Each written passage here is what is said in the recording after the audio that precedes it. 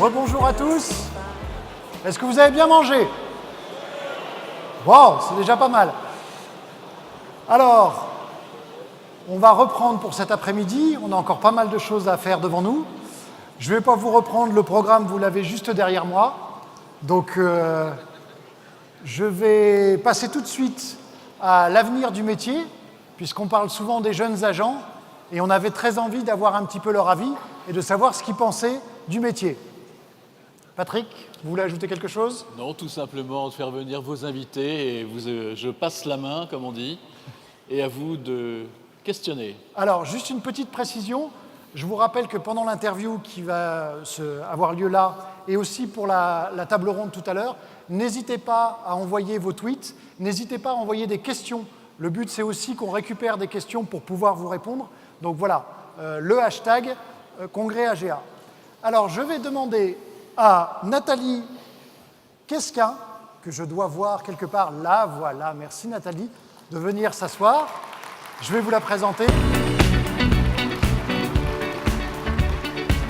Ainsi qu'à Mathias Eusen, s'il vous plaît.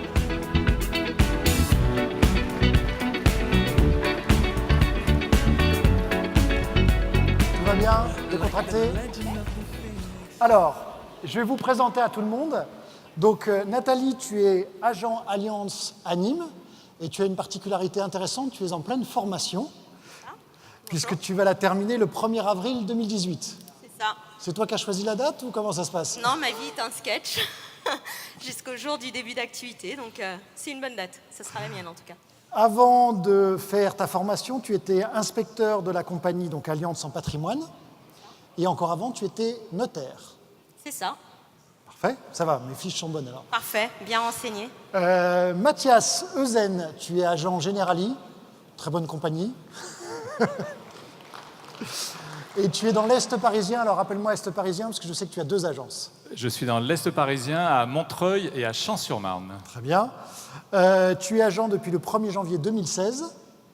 Tu avais une formation d'actuaire. Tu as un côté très international, puisque tu as fait de la finance aux Pays-Bas et à New York. Et ensuite, tu as été directeur de la JP avant d'embrasser le beau métier d'agent général.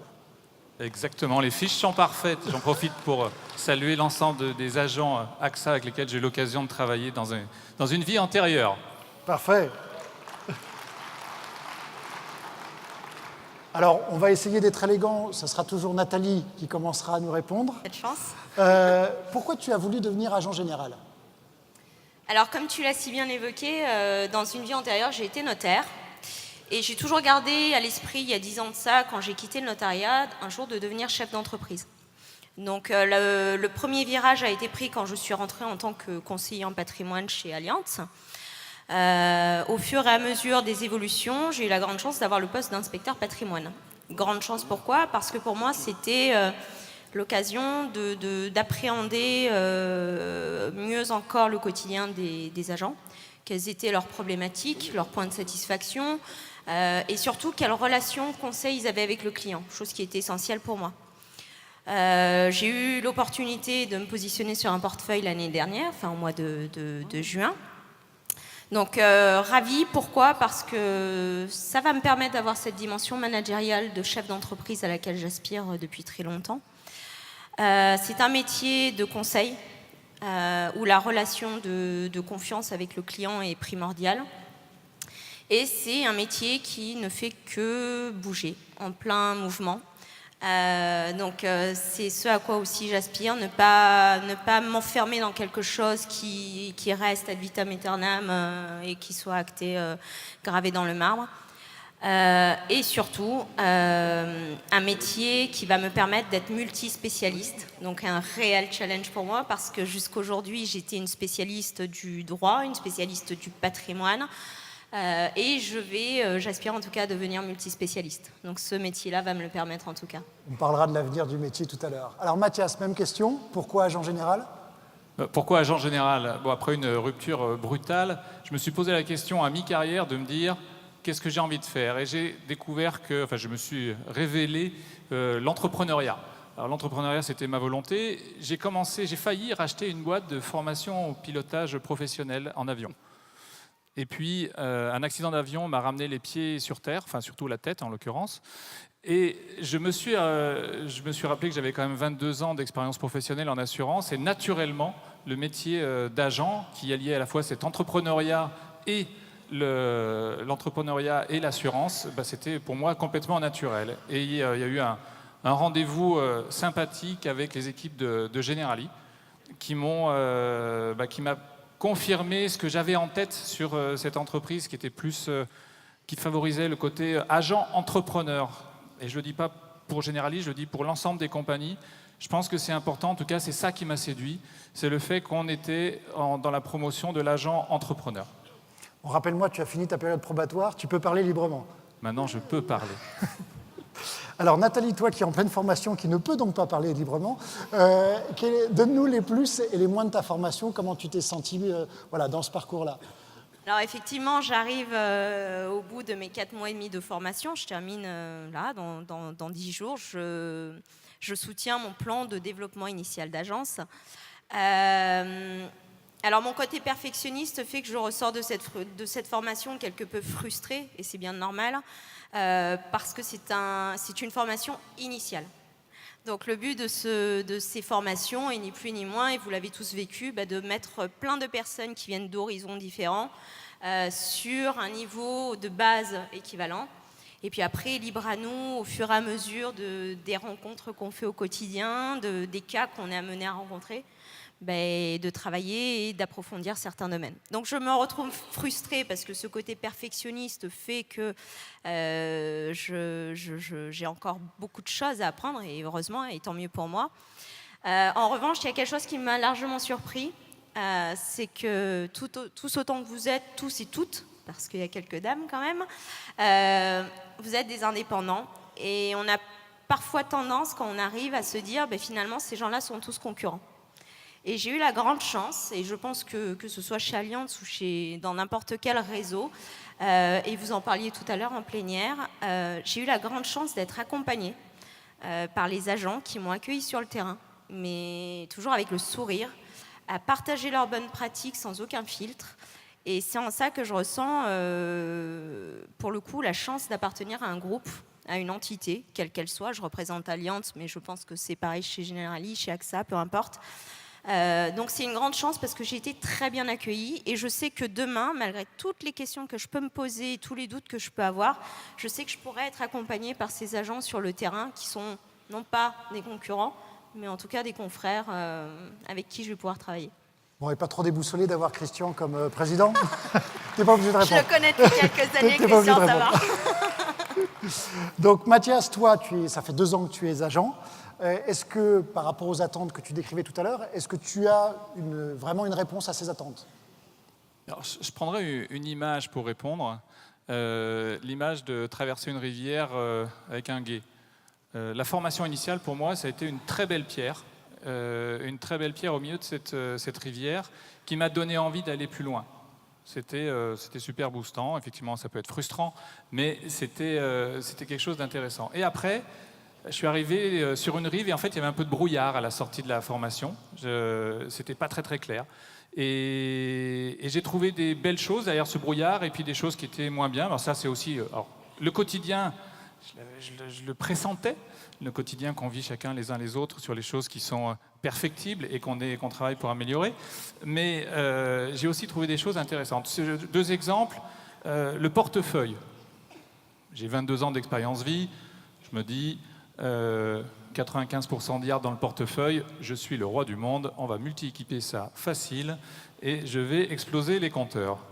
Oui, je me suis juste rendu compte que certains de mes clients avaient beaucoup de mal à payer leur prime IARD et que ça allait être difficile d'aller un peu plus loin sur le multi-équipement.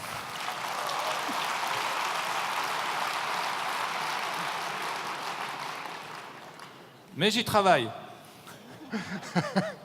Tu veux saluer ton inspecteur au passage? Non, mais j'y travaille parce que je crois effectivement. Après, ce à quoi, après 2 ans un peu de retour, ce que je vois après 2 ans, c'est surtout que j'ai une bien meilleure visibilité sur ce que je veux et ce que je ne veux pas. Parce qu'en toute honnêteté, même ayant travaillé avec des agents dans le passé, j'avais pas cette visibilité. Et là, c'est, je dirais, la tâche humilité, eh ben, il faut que je me remette en question régulièrement sur mon objectif. Et là, je pense maintenant avoir une bien meilleure vision au bout de 2 ans de ce que j'aime, de ce que j'aime pas, de ce que je souhaite, de ce que je souhaite pas. On en verra peut-être après dans une question ultérieure. Tu veux dire Donc qu'on ça, aurait c'était préparé les l'exemple. questions et que tu sais ce qui vient après? Eh bien, j'aime la transparence. Et oui, j'avais une idée de ce que tu allais me poser comme question et je vous en remercie. C'est beaucoup plus facile quand on a le plaisir de partager un moment avec vous tous. Donc, expérience sur la partie portefeuille, expérience sur le côté management. La compagnie m'avait dit, attention, il y a 2 points de vente, ils ne se connaissent pas. Là-dedans, il y a des gens qui ne sont pas automatiquement terribles. Alors, je ne sais pas si c'est parce que j'avais fait beaucoup de management dans le passé, mais ça a été, je dirais plutôt un rayon de soleil dans ce que j'ai retrouvé quand j'ai récupéré l'agence. J'ai pas de souci de management avéré et j'ai récupéré des collaborateurs qui avaient envie, qui travaillaient pour la marque et qui maintenant travaillent pour la marque évidemment, mais qui sont complètement prêts à travailler pour Generali, pour l'agence Eusen Assurance et Patrimoine et qui, avec mes boulets d'assurance de personnes et d'assurance vie, sont maintenant prêts à faire de l'assurance de personnes. Alors, on oppose parfois les anciens agents, les nouveaux agents, en disant voilà, les agents généraux, ce n'est pas forcément un métier moderne. Vous, quelle est votre vision? Et notamment Nathalie, qu'est-ce que tu penses? Est-ce qu'aujourd'hui, tu as l'impression de faire un métier moderne? Alors, si je m'engage personnellement et financièrement dans ce métier, c'est que je pense foncièrement que le métier est moderne. Mais plusieurs titres. Premier axe, le marché en lui-même est moderne. De ce que je vois aujourd'hui, on intègre dans nos contrats des objets connectés. On intègre dans nos contrats le fait qu'un véhicule est autonome ou pas. On va aller de plus en plus vers la digitalisation. On apprend, en tout cas, à aller communiquer sur les réseaux sociaux et à commercialiser. On a un nouvel axe de communication avec les clients, commercialiser sur les réseaux sociaux. Donc le métier, pour moi, n'a jamais été aussi moderne. En revanche, un métier moderne doit reposer sur un réseau moderne. Ce réseau est constitué d'hommes et de femmes, 15% de femmes. Donc pour moi, On progresse. c'est la grande mode, mais aujourd'hui 15% de femmes, pour moi, le réseau n'est pas moderne. Il n'y a que très peu d'applaudissements quand même. Bref, du coup. Alors, on va regarder si les hommes applaudissent aussi. Il y a plus de 15% d'applaudissements. On en riait tout à l'heure, on en riait hier, on en parlait tout à l'heure, 50% des agents ont plus de 50 ans. Donc la modernité aussi va par le fait de faire rentrer de jeunes agents dans les promotions. Non! C'est intéressant. Le but, c'est d'avoir justement la vision de ceux qui rentrent dans le métier. Donc, c'est ça qu'il faut voir. Tu savais très bien qu'en me posant la question, en plus, on allait y aller. Donc, je joue le jeu et je l'accepte. Mais 50% effectivement qui ont plus de 50 ans, c'est génial. Preuve que le métier est un... Tu seras une très bonne agent. Tu sais déjà adapter ton discours. Preuve que la pérennité dans le métier est de mise, puisque vous êtes tous ici avec quelques nombreuses années d'expérience. Donc, j'ai tout à fait raison de m'engager dans cette voie. Mais voilà, un réseau donc avec peu de femmes et encore un peu trop âgées, à mon sens, à moi. Ensuite, la modernité, elle va aussi dans la façon d'appréhender les choses. Je reste toujours admiratrice d'agents qui sont là depuis 25 ans et à qui on dit va falloir aller sur le digital. Génial. Sauf que le digital n'est pas forcément quelque chose d'inné pour tout le monde. Aujourd'hui, et on en sourit souvent, je suis sur le digital, je communique via les réseaux sociaux. Mais pour accompagner un agent à aller vers le digital, c'est aussi pour moi aux compagnies d'offrir de la formation, parce que c'est pas inné. Et on peut très très vite se faire allumer sur les réseaux sociaux pour peu qu'on n'ait pas la bonne communication, qu'on ne soit pas dans le bon axe de communication avec le client. Tout va très très vite finalement, tout est très accéléré. Fourniture de contenu. Parce qu'encore une fois, ce n'est pas forcément évident. Moi, ça me prend énormément de temps aujourd'hui de communiquer sur les réseaux sociaux parce qu'il faut réfléchir à la communication, comment l'apporter et comment surtout faire en sorte que commercialement, ça m'apporte quelque chose. parce qu'on n'est pas là pour faire du contenu, pour faire du contenu. Donc livrer du contenu, former et effectivement mettre à disposition des agents, des hotlines, des corners qui leur permettent effectivement au coup par coup d'appeler quand il y a une problématique. Donc la résistance au changement qu'opposent les agents sur ce vecteur de commercialisation et de communication avec le client, c'est aussi aux compagnies de les accompagner. Et moi-même, je serai déjà en retard, je pense, dans 5 ans, parce que des nouvelles technologies vont arriver et je ne serai pas forcément au fait de tout ça. Au-delà des compagnies, on en parlera tout à l'heure dans la table ronde, sache aussi que la fédération AGA va faire beaucoup de choses. On va vous le présenter tout à l'heure, donc on ne va pas anticiper. Mathias, agent moderne ? Agent moderne. Est-ce que je suis un agent moderne ? Je ne sais pas si c'est à moi de le dire. Est-ce que je pense que le réseau des agents, que la distribution par agent, c'est quelque chose de moderne ? Je pense qu'on a des grosses forces, y compris en termes de modernité. Et que la modernité, c'est les successions d'innovations, les successions de technologies, et que pour répondre à ces successions, le secret, c'est l'adaptabilité. Et cette adaptabilité, grâce aux compagnies, des fois, un peu trop, on est très fort pour s'adapter à tout cet environnement qui change, que ce soit un environnement extérieur, la réglementation, les environnements plus proches dans nos relations, et puis l'évolution de ce qu'on a vu aussi ce matin avec Bernard Spitz, l'évolution sur la socio-économie, les modèles sociétaux, l'intelligence artificielle. Si tu me laisses quelques instants, j'aimerais parler de l'intelligence artificielle parce que on pense souvent que c'est un petit peu ce caillou au milieu de la rivière sur lequel on va se fracasser. C'est une intelligence artificielle. Et pour moi, c'est l'intelligence rationnelle artificielle. Et l'intelligence rationnelle, oui, les ordinateurs vont arriver à être meilleurs que nos cerveaux. Les spécialistes du Go, les spécialistes des échecs en ont déjà fait les frais. Par contre, l'intelligence émotionnelle, je pense que ça va prendre beaucoup plus de temps avant que les ordinateurs puissent prendre ce pli-là. Et ça, c'est ce que nous, on a, c'est ce que nos collaborateurs ont, c'est ce que nous, on a, les agents, cette intelligence émotionnelle. Et je pense que la modernité, c'est justement d'aller réussir à adapter, mettre ces outils à nos dispositions et pas à nos places, puisque à nos places, il n'y aura que du rationnel et ça ne pourra pas fonctionner. Je partage à 200%. Alors, Nathalie, dans 10 ans, tu auras toujours moins de 50 ans. On ne va pas donner ton âge là devant tout le monde. Néanmoins, comment tu vois dans 10 ans ton agence ? Alors, avant de voir mon agence à plus haute échelle, le marché va évoluer. Dans 10 ans, avec l'arrivée des GAFA sur le marché de l'assurance, Amazon, Google, Apple, notamment, c'est les deux dont il est vraiment question. Pour moi, le retail va devenir digital. En revanche, le retail va devenir digital, mais la seule façon finalement d'accompagner le client vers la multidétention, ça restera ni plus ni moins la relation de confiance que nous, agents, on aura instaurée entre le client et nous au moment de la commercialisation du premier contrat qui, lui, aura été digital. Donc cette relation de confiance et de proximité, pour moi, sera essentielle. Le marché du pro, lui, sera différent, puisqu'un pro a besoin d'un contact de proximité, a besoin d'une personne qui a des problématiques identiques à celles qu'il peut rencontrer au quotidien. Donc pour le coup, le marché du pro, je le vois un peu moins sur le digital, mais toujours avec cette relation de proximité avec l'agent, de contact, de réactivité. Le métier d'agent, pour moi, va changer aussi, puisque un agent, avec tout l'environnement qui évolue, la petite, moyenne agence que je reprends pour moi demain, n'aura essentiellement plus la même existence dans 10 ans.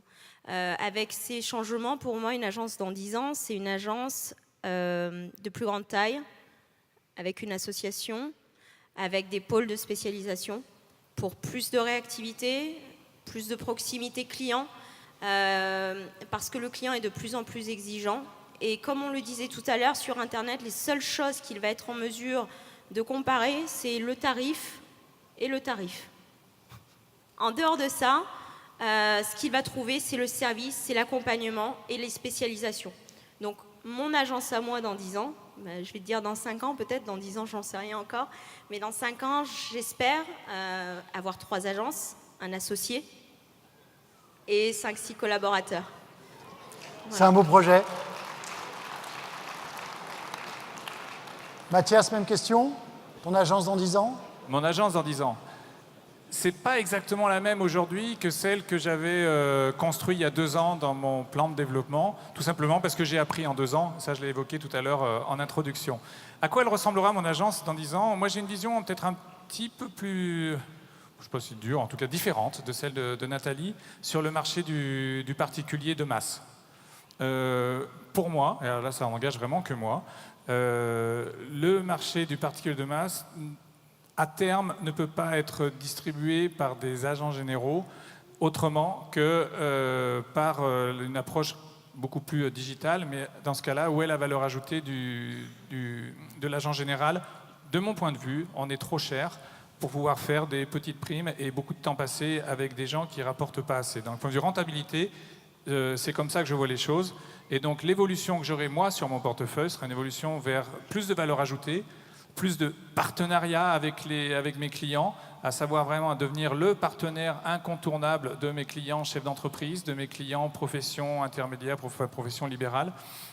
Et c'est comme ça que je la vois. Alors comment est-ce qu'elle va se développer? Parce qu'évidemment, j'ai aussi des souhaits de développement. Est-ce que j'aurai 3 points de vente, 4 points de vente? Je ne sais pas. En tout cas, l'objectif, c'est effectivement de continuer à croître et de croître sur 2 axes. Croître à la fois sur le physique, puisque je parle de 3-4 points de vente, et aussi sur le digital, réseaux sociaux, puisqu'il faudra à la fois animer, fidéliser et recruter en utilisant, j'espère qu'on aura, et je pense que ça arrivera de toute façon, l'aide de tous ces outils d'intelligence artificielle qui devraient normalement nous permettre de cibler et d'être encore beaucoup plus efficaces dans nos démarches, tant de fidélisation que de prospection. Alors là, on fait beaucoup de prospection. Je pense qu'on soit bien clair, hein, le but de cette table ronde, ce n'était pas de vous dire, voilà, on va aller par là, c'était de vraiment donner la parole à 2 jeunes agents. Et je pense que le plus important, c'est que surtout chacun ait son projet et l'envie d'aller dans une direction. Je ne crois pas qu'il y ait une direction, il y en aura certainement beaucoup de différentes, et que vous ayez finalement 2 directions différentes est plutôt rassurant. Alors, on est dans les temps, on va terminer. La question de fin, Nathalie, est-ce que tu te sens prête ?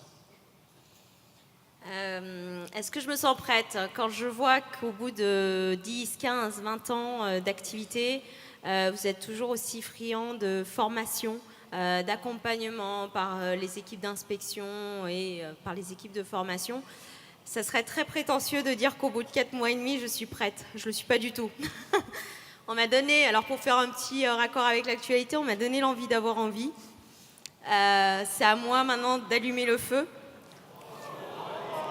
en mettant déjà en œuvre toutes ces belles actions que je me suis promise de mettre en œuvre dans mon plan de développement d'agence. Nécessairement que j'aurai à les adapter à ce que sera mon quotidien, parce qu'aujourd'hui, je connais le quotidien d'un agent que de très loin, que du côté inspecteur patrimoine. Donc, je n'ai pas encore forcément la notion de ce que peut être l'activité d'un agent sur toute l'activité IART et Pro. Donc la seule chose à laquelle je suis prête, c'est m'engager. Ça, c'est une chose certaine. Le quotidien fera le reste. Voilà. Après, c'est déjà pas mal. C'est déjà très bien.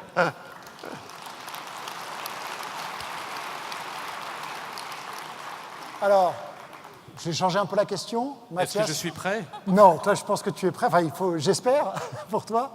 Agent pour combien de temps?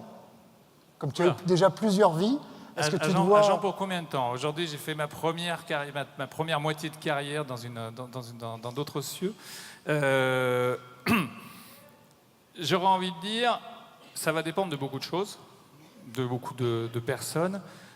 Je suis en train de construire, pierre par pierre, mon édifice, et je ne vais pas partir au sprint sur une agence qui serait développée, surdéveloppée, dopée, en allant trop vite pour ensuite faire autre chose. Ce n'est pas en tout cas mon projet. Aujourd'hui, mon projet, c'est vraiment de construire une belle entreprise dans laquelle les collaborateurs se retrouvent et les clients se retrouvent avec une cohérence entre l'agent, les collaborateurs, les clients, les produits. Si j'arrive à aligner toutes ces planètes, nécessairement, je suis là pour un moment. Merci aussi, Mathias. Vas-y, je t'en prie.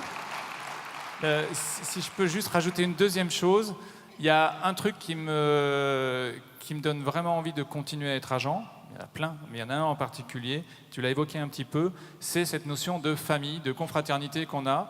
On est sur le terrain, et c'est vrai que des fois on se tire la bourre, que des fois on se fait des lois à mont et autres fantaisies de ce type, plus ou moins sympathiquement. Néanmoins, quand on se retrouve ici, eh ben, on est tous ensemble, et ça me fait très très chaud au cœur. Et donc je finirai juste en remerciant, j'ai introduit en disant bonjour à mes amis AXA, je dis aussi, je finirai, puisque maintenant ma transition est faite, vers un grand bonjour pour les accents Generali, et au sens plus large à toute la famille des agents généraux. Merci Mathias. Alors, tu m'as demandé quelque chose. Je vais vous demander une dernière petite chose. Nathalie m'a demandé quelque chose, comme c'est une agent très connectée. Elle veut faire un selfie avec vous tous. Donc s'il vous plaît, faites un grand coucou pendant qu'elle fait le selfie avec tout le monde. Allez, je veux voir tout le monde. Comment ça, tu ne veux pas que je sois dessus? En fait, Merci à vous. Merci à tous les deux, et surtout plein de bonnes choses dans vos projets d'agence. Je vais avoir besoin de Patrick. Oui, Le Laurent, revoilà. donc, vous pouvez tous Vous consulter pouvez les Nathalie. applaudir quand même, s'il vous plaît, tous les deux, parce que c'est pas simple. Ils sont juste en début. Merci beaucoup.